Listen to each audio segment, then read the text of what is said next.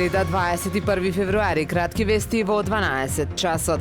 Со предлогот на закон за изменување и дополнување на законот за прогласување на старото градско јадро на Охрид за културно наследство од особено значење, се заострува режимот за градби во овој дел на градот. Од Министерството за култура велат дека со истиот до донесување на новите детални урбанистички планови, усогласени со режимот на заштита, не ќе може во старото градско јадро на Охрид да се градат нови објекти, доградби и надградби. Со тоа ќе се поттикнат надлежните органи да ги ажурираат геодетските подлоги за 19 урбани комплекси и да донесат нови детални урбанистички планови во кои ќе бидат вградени заштитно-конзерваторските основи со детално разработен режим на заштита.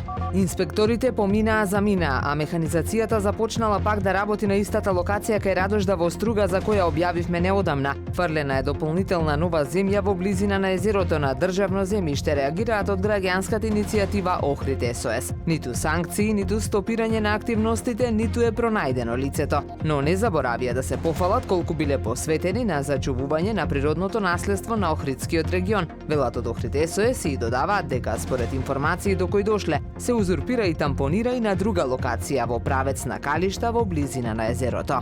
И понатаму продолжува неподносливата неодговорност со која поединци се однесуваат кон градот и заедничкото добро во него. Рубриката Срамизам на Охрид Прес постојано посочува на вакви појави во насока на подобрување на состојбите. Денешниот Срамизам сведочи за последното вакво дело, кога некој фрлил 2 автомобилски гуми во езерото, претходно прикачени на малиот мост пред хотелот Тино, за побезбедно застанување на пловните објекти.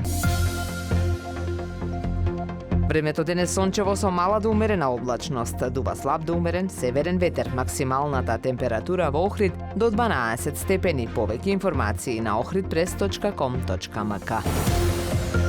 Уредник и водител на вестите Даниела Спасик, технички реализатор Реджеп Селман.